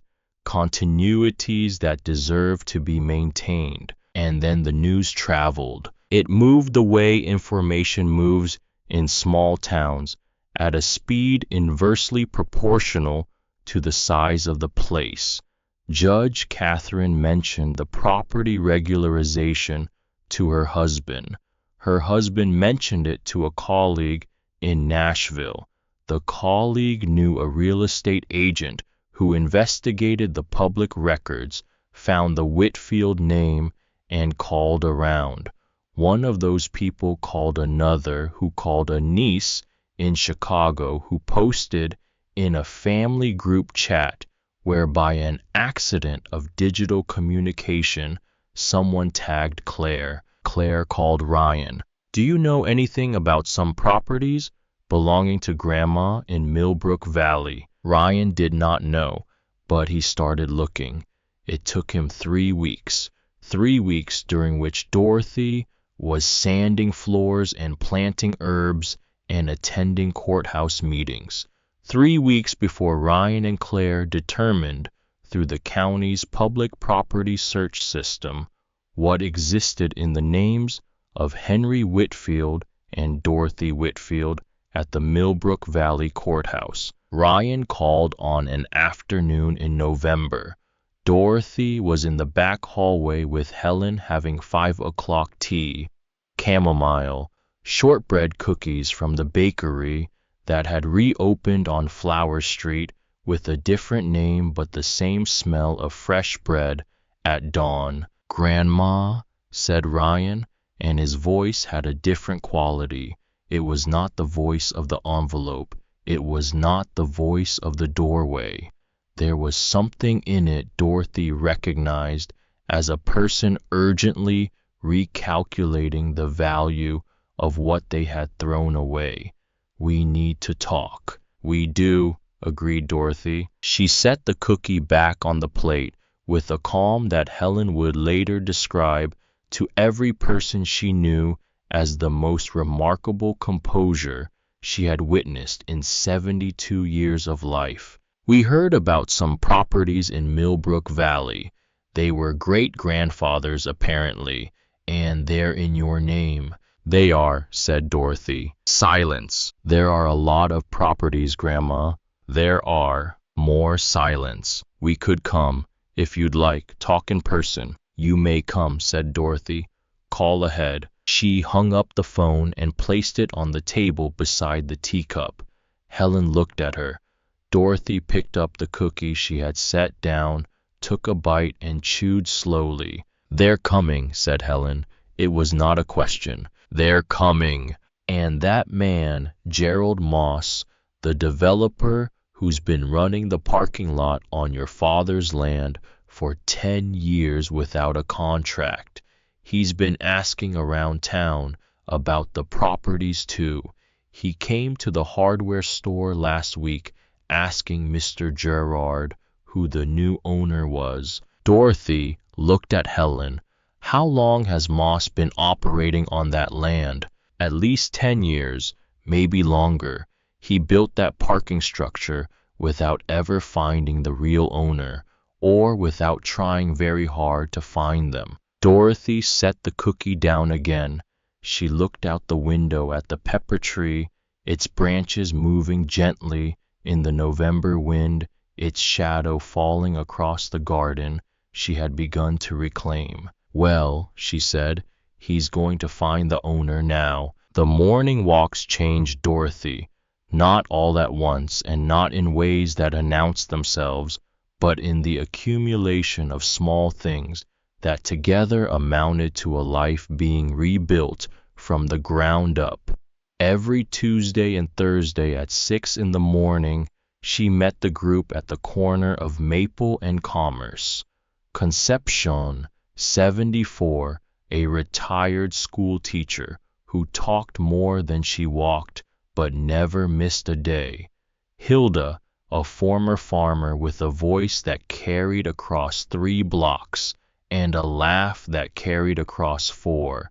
Nilsa, a former nurse who walked in silence and noticed everything.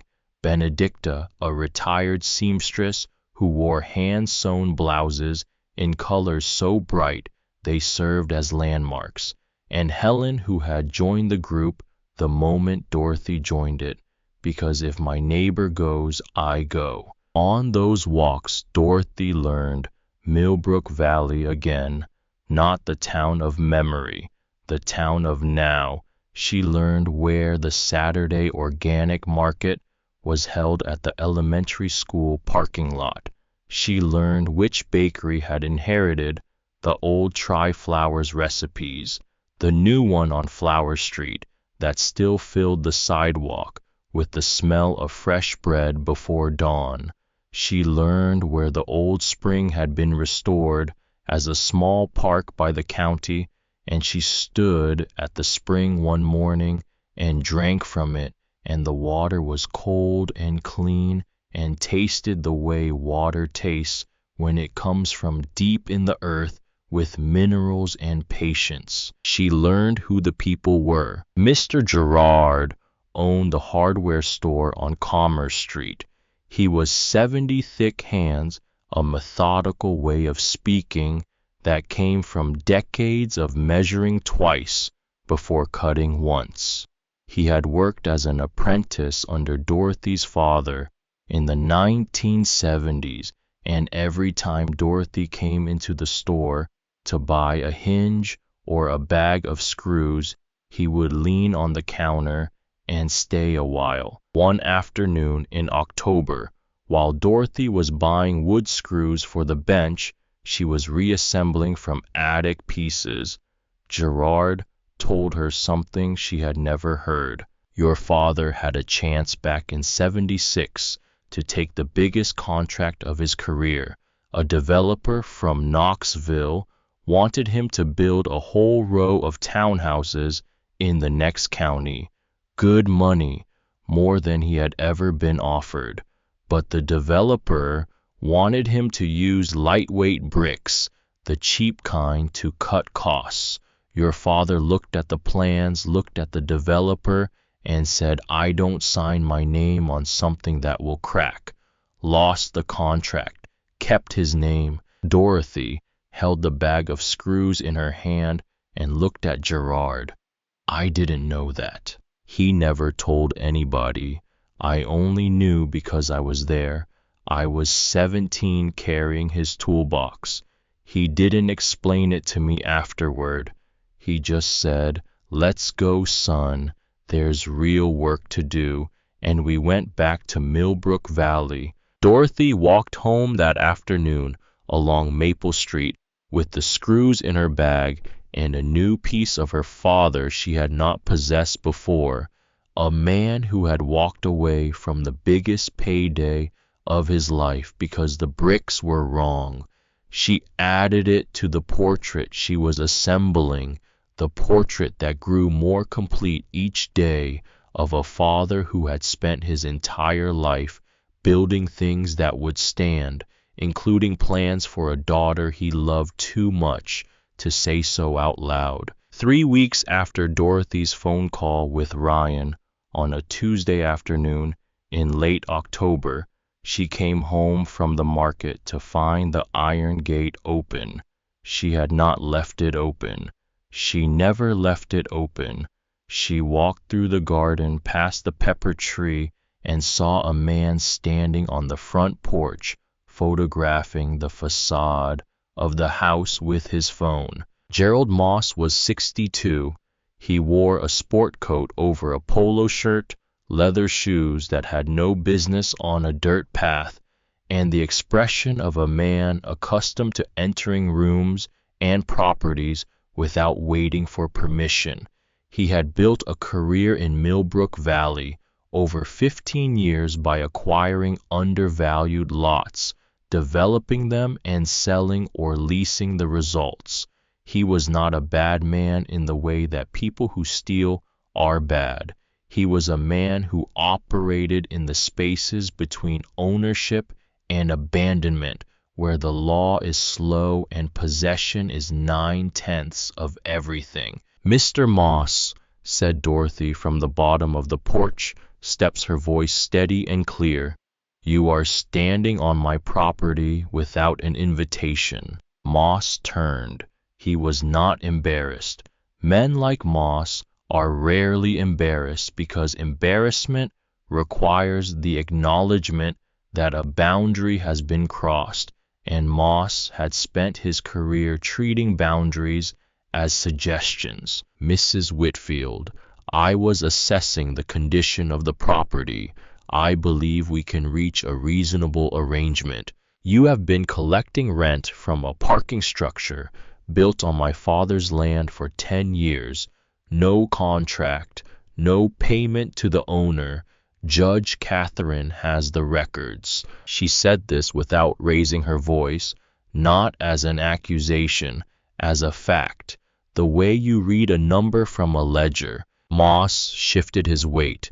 "No one knew that land had an owner, Mrs. Whitfield.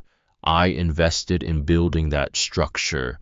I created jobs on my land, and the western boundary extends 12 feet beyond the fence you put up. You built across my property line." He looked at her differently then. She could see the recalculation happening behind his eyes, the same kind of recalculation she had heard in Ryan's voice on the phone, except in Moss, it was purely financial, a man repricing an asset he had undervalued. "I think you should get a lawyer," he said. "I think you should leave my garden," she said. Moss walked past her down the stone path and through the gate without another word. Dorothy watched him go. Her hands were trembling, but her voice had not trembled, and she understood the difference. Trembling hands are the body's honest response to confrontation. A steady voice is a choice. She went inside, made tea, sat at the kitchen table, and said to the begonias on the windowsill, "We're fine. Everything is fine." In the weeks that followed, Moss went quiet. His lawyer reviewed the deeds, the clause, the registered boundaries, and the 40 years of documentation at the courthouse. Judge Catherine informed Dorothy of the outcome with the matter-of-fact delivery of someone reading a weather report. Moss had no legal standing. He had operated on unowned land, or land he believed to be unowned, without a lease, without permission, and without due diligence. His lawyer advised him to formalize the relationship rather than litigate it. Moss signed a lease, $1,100 a month. He also paid 6 months of retroactive rent, which covered nearly half the property tax arrears in a single payment. Dorothy did not pursue the 10 years of uncollected rent. "I don't need that money," she told Judge Catherine. "I need him to know whose land he's standing on." Then Brenda Holt arrived. She came on a Thursday, 2 days before Ryan and Claire were expected. She came without calling ahead, the way people arrive when they want to catch someone unprepared. She was 58 with dyed auburn hair and a perfume that announced her presence from the garden gate. She carried a leather folder and the air of a woman who considers every conversation a negotiation. "Mrs. Whitfield, I'm Brenda, Danny's sister. Danny Holt, the father of Ryan and Claire." Dorothy stood in the doorway. She did not invite Brenda inside. "I know who Danny is," she said. "Then you know that Ryan and Claire are Danny's children too, and under Tennessee inheritance law, a biological father's family has standing to contest distributions that affect the father's descendants." Brenda opened the leather folder and produced a letter on law firm stationery. She held it out. Dorothy took it, read it slowly, and handed it back. "Danny signed custody relinquishment papers at the Cook County Courthouse in the year 2000, Dorothy said. He surrendered all parental rights and responsibilities when Claire was 2 years old. I have the original document witnessed and notarized." Brenda's composure shifted, just slightly the way a foundation shifts when you remove a supporting beam. "That's custody, not inheritance. My father's clause does not mention Danny. It does not mention Danny's family. It mentions his daughter, me, and the condition is whether I was treated with dignity. Danny left during his wife's chemotherapy. You are welcome to bring that into a courtroom and explain to a judge how it constitutes dignified treatment." Brenda looked at the house behind Dorothy, the white walls, the aligned roof, the pepper tree. Dorothy recognized the look. It was the look of someone appraising square footage. "You should go, Mrs. Holt. My tea is getting cold." Helen, who had been in the backyard garden and had heard every word through the open kitchen window, appeared at the fence as Brenda's car pulled away. "She'll come back." "Maybe," said Dorothy, "but this is my house. My father built it. My father's locks. I choose who comes in." Ryan and Claire arrived on a Friday in November, 15 days after that phone call.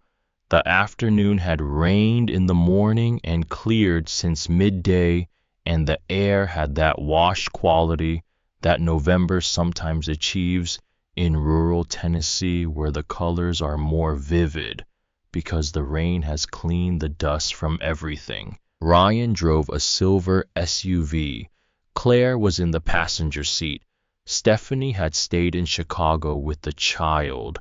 Dorothy watched them from the living room window. The window David Parrish had reglazed, and she saw Ryan step out and look at the house.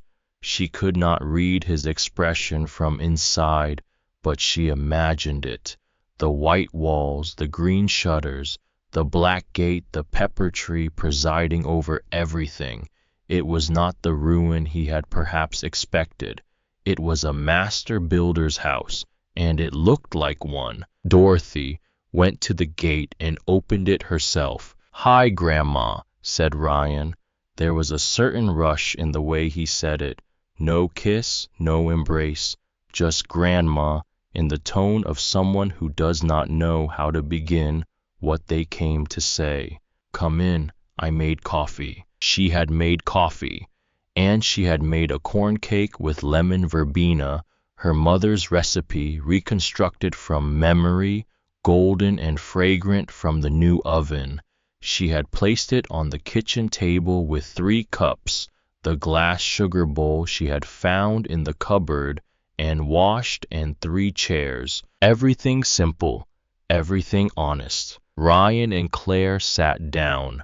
Dorothy poured the coffee and cut the cake with the calm of someone who has all the time in the world. Because when life finally puts you on the right side of the table, there is no urgency to say anything.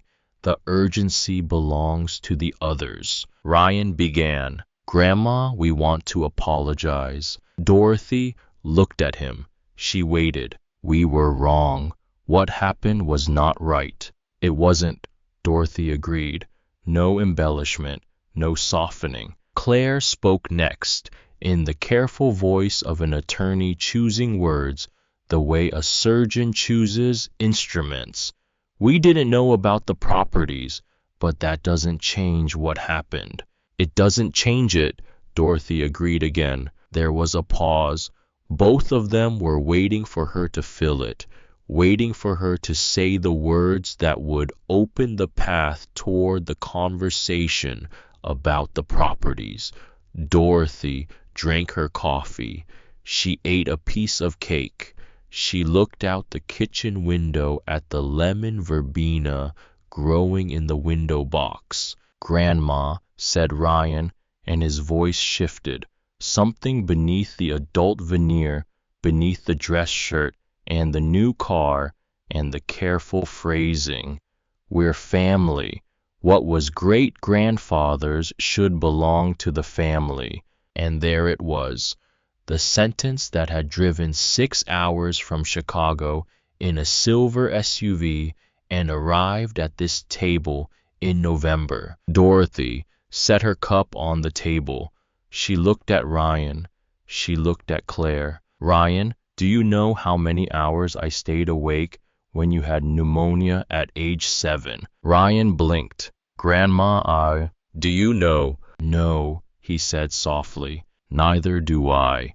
I stopped counting after the 3rd night because I realized the number didn't matter. What mattered was that you were breathing and I was there, and it was what needed to be done. She paused.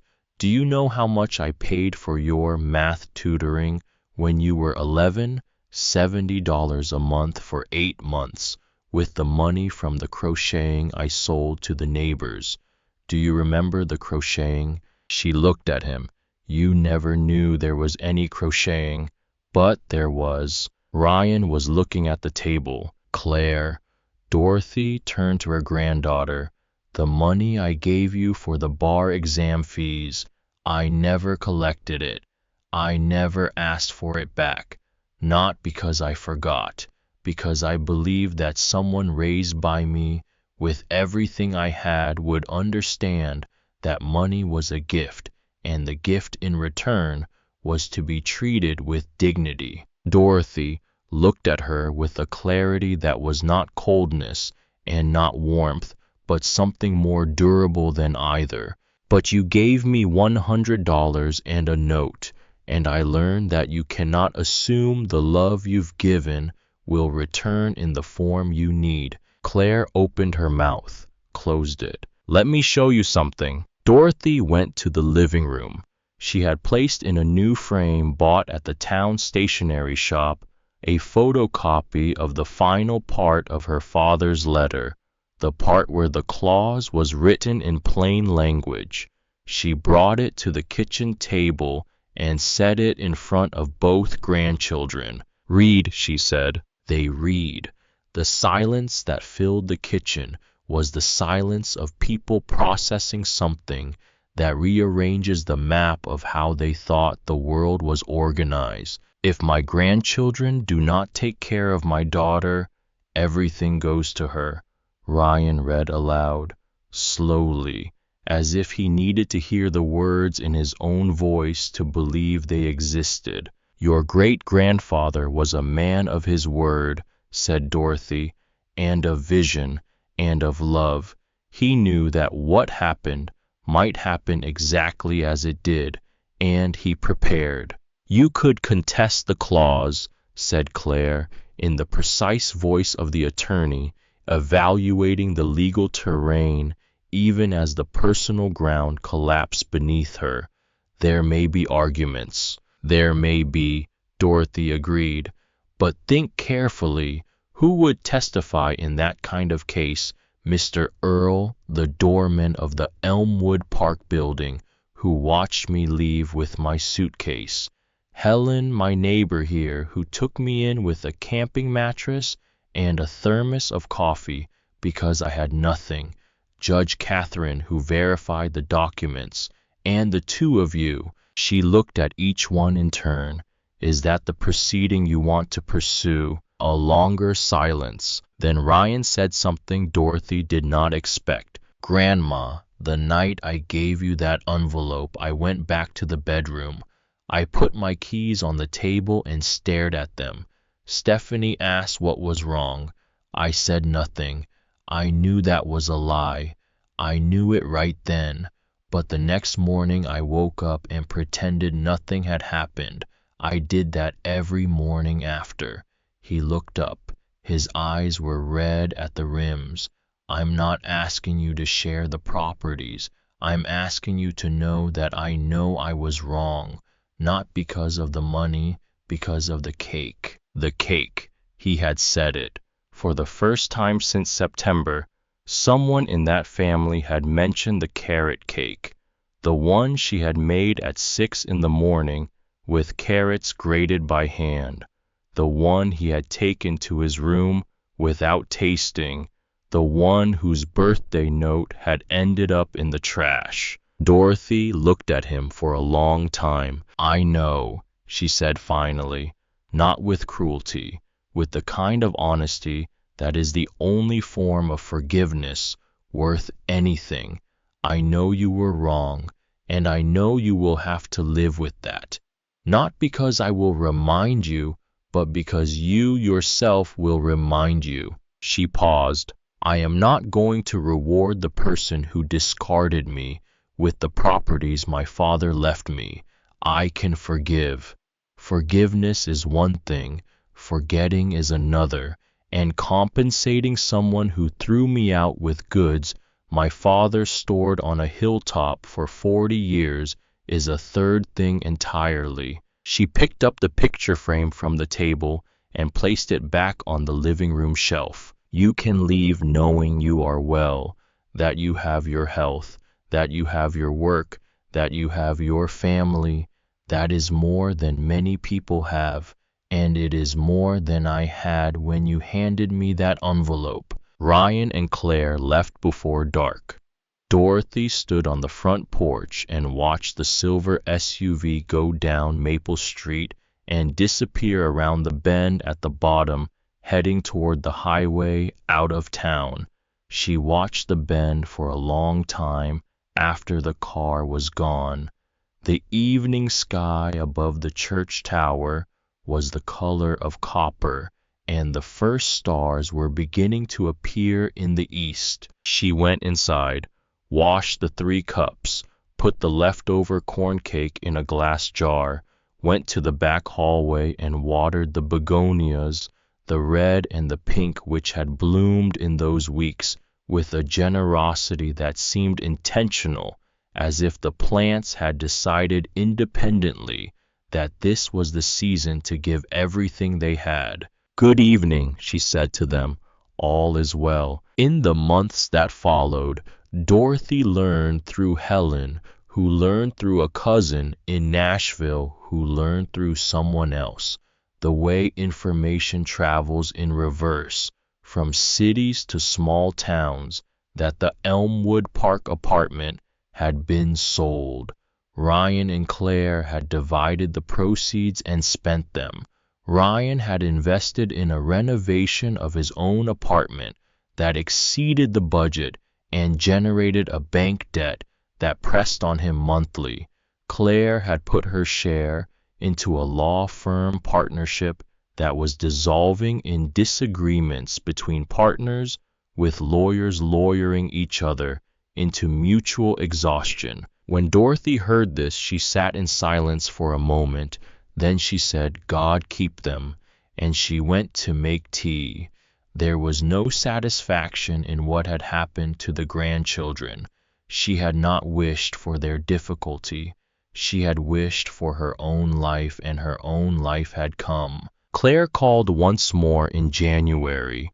Her voice was different from any of the voices Dorothy had heard from her before. Not the lawyer, not the granddaughter performing concern, something stripped down. "Grandma, I'm calling because I owe you a phone call that doesn't end with, 'If you need anything, call me.' I know what that sentence means. I said it to you twice, and both times I knew what I was doing." Dorothy listened. The line hummed.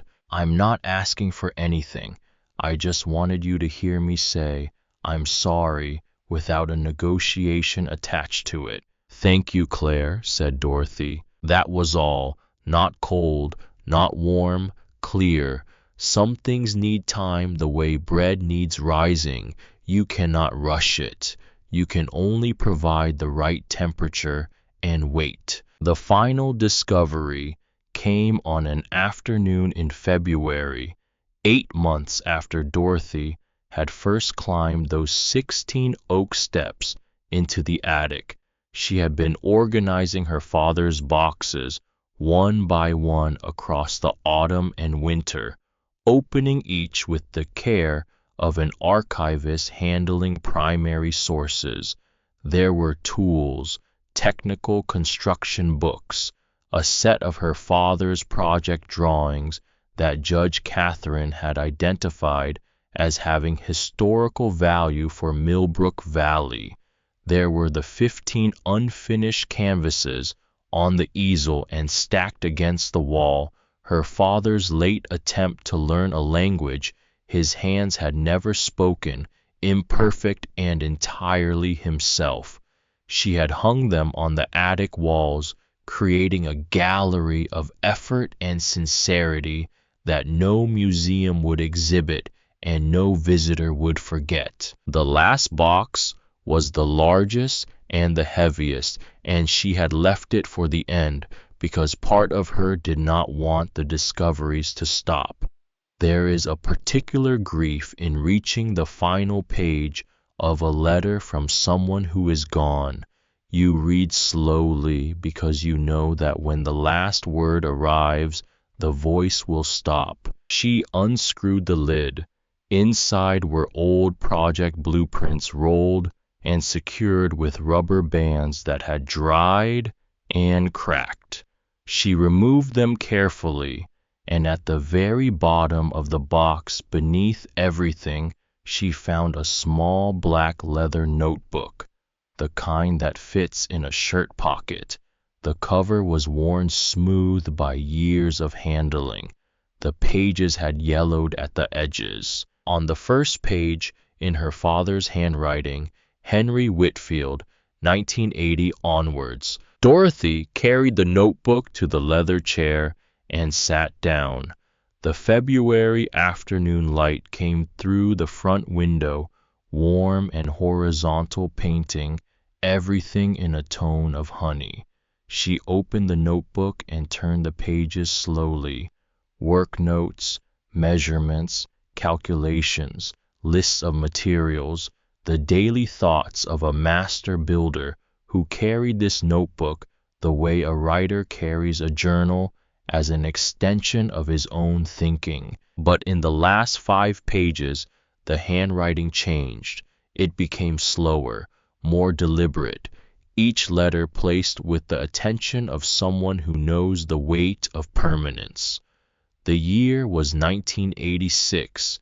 Henry was 72. He had been diagnosed with a heart condition the doctors said would worsen with time. Went to the bank today, spoke with the manager about the property tax account for the lots.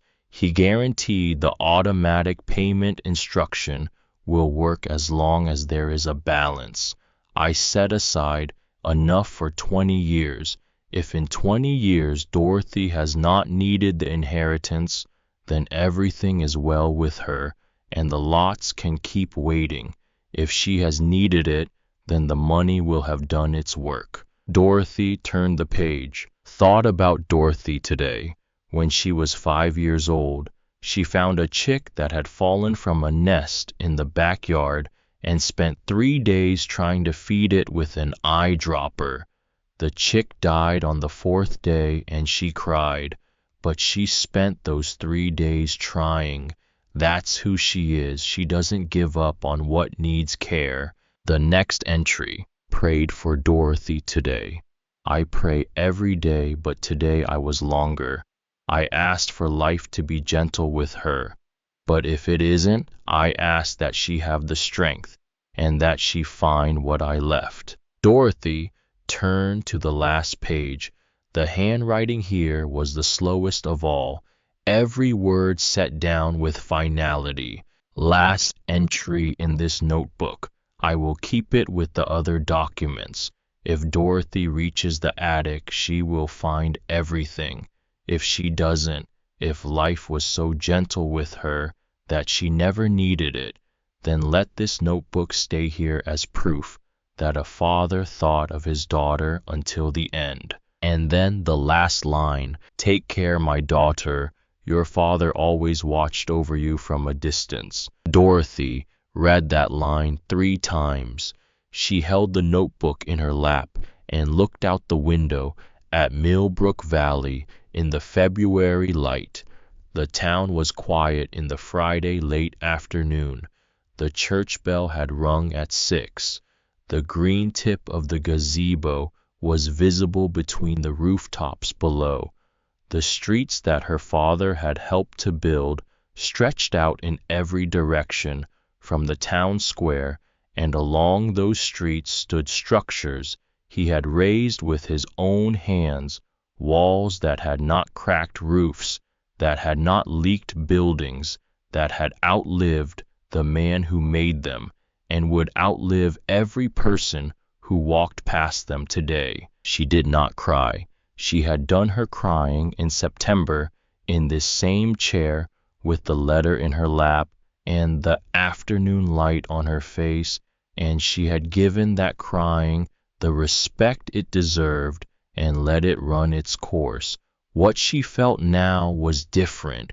It was the feeling of a circle completing itself, of a line drawn decades ago, finally meeting the point where it began. Her father had sat in this chair, had looked out this window, had watched this town, and in the quiet of those nights when he climbed the attic stairs with something under his arm and left empty-handed, he had been building one final structure, not of brick or concrete or old-growth oak, of forethought, of legal clauses and property deeds and bank instructions and a letter written in fountain pen on lined paper and a small leather notebook with yellowed pages.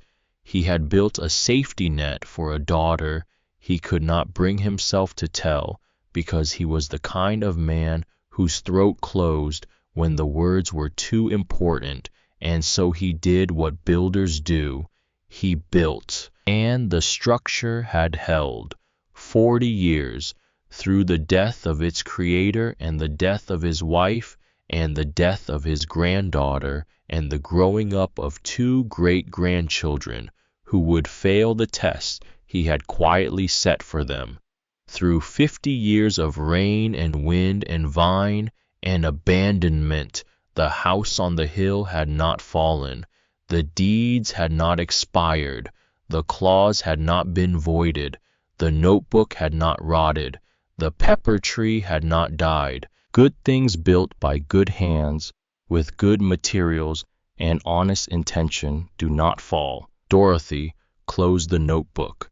She set it on the small table beside the chair, next to the household account notebook and the book she was reading and the coffee cup from this morning. She stood up from the leather chair and walked to the attic window and looked at the town one more time. The Saturday market would be tomorrow at the elementary school. She needed lemon verbena seedlings for the east side of the garden, where the morning sun was strongest. Concepcion had mentioned a new vendor who sold heritage herb varieties, and Dorothy wanted to see them for herself. Helen would come at 9. They would walk together because the walk does you good, and because in Millbrook Valley things are done in company. On Monday, Judge Catherine would have the final paperwork for the formal property transfer. 3 months of diligent process, and it was nearly done. The parking lease was paying the deferred tax installments on schedule. The other lots would be leased in time, each one generating income that Dorothy would manage with the same discipline Walter had taught by example and her father had practiced in silence. The church bell below struck 6. Dorothy counted the strokes the way she had counted them as a child lying in her bed, watching the pepper tree shadows move across the ceiling. 6. Evening. She descended the attic stairs, each step firm beneath her feet, and walked through the hallway to the kitchen. The stone countertop was clean. The lemon verbena in the window box had grown tall enough to brush the bottom of the window pane when the breeze came through, and the kitchen carried its scent at all hours now, layered into the air the way her mother's kitchen had carried it decades ago. She filled the kettle and set it on the stove. She took a cup from the shelf, the cup she had found in the back of the cupboard when she first cleaned the kitchen, a white ceramic cup with a thin blue line around the rim, her mother's everyday cup. She placed a few leaves of verbena in the cup and waited for the water to boil. Through the kitchen window she could see the backyard, the herb bed she had planted, the flower pots on the wall, the bird feeder made from a plastic bottle that attracted every variety of bird in rural Tennessee, especially the family of goldfinches that had taken up residence in the pepper tree. They woke at 6 every morning with the commotion of creatures who believe the world needs to know they are alive. They made Dorothy laugh at 6 in the morning. She had not laughed at 6 in the morning in a very long time before coming back to this house. The kettle whistled. She poured the water over the verbena leaves and watched them unfurl and release their color into the clear water. She carried the cup to the back hallway where the garden was visible and the evening air came through the screen door, and she sat down in the chair she had placed there, the wooden chair from the kitchen positioned so she could see the pepper tree and the garden and the sky above the hill. The begonias were in full bloom, the red one and the pink one in the clay pot on the stone ledge, with the determination of plants that ask no permission to flower. They had survived the newspaper wrapping and the bus ride and the first weeks without proper soil, and they had rewarded Dorothy's stubbornness with their own. She had said good morning to them every day since arriving. She would say good morning to them tomorrow. Up in the pepper tree on the highest branch, a goldfinch began to sing. It was the last song of the day, the one the birds give when the light turns amber and the air cools and the world begins to slow down. The goldfinch sang with the full conviction of a creature that has something important to say and sees no reason to be modest about it. Dorothy smiled. It was not the smile of politeness, not the smile of courtesy, not the smile of someone trying to make others comfortable. It was the smile of someone who is exactly where she needs to be, doing exactly what she needs to do, surrounded by exactly what she deserves.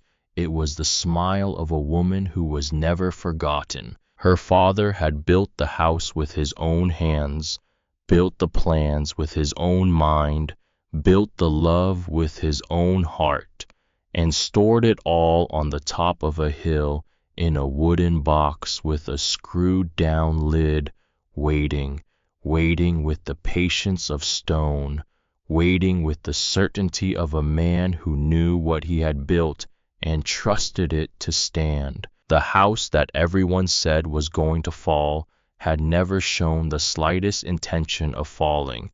It was a master builder's house, and the master builder's daughter, who had learned from her father that good things are made to last, had come home. It is never too late for that. It is never too late to find what was kept with your name on it. It is never too late to sit in a hallway chair with a cup of lemon, verbena tea and listen to the goldfinch on the highest branch of a pepper tree planted 60 years ago by a man who loved his daughter the only way he knew how, in silence and in structure and in the language of things that endure. Love does not disappear with death. Love leaves the deed registered at the courthouse. Love leaves a legal clause written in careful handwriting with capital letters slightly larger than the rest, because the beginning of things deserves more presence. Love leaves a small leather notebook at the bottom of a wooden box. Love pays the property taxes for 20 years while it waits. Dorothy Whitfield, 80 years old, daughter of Henry Whitfield, master builder, the most surprising property owner in Millbrook Valley, Tennessee, set her teacup on the arm of the chair and leaned back and breathed in the February evening air that carried the scent of verbena and pepper berries and the last warmth of a sun that had spent the whole day making the world golden. The goldfinch sang again, the begonias bloomed, the pepper tree held its branches wide over the garden and the roof and the house and the hill and the town below. and everything was well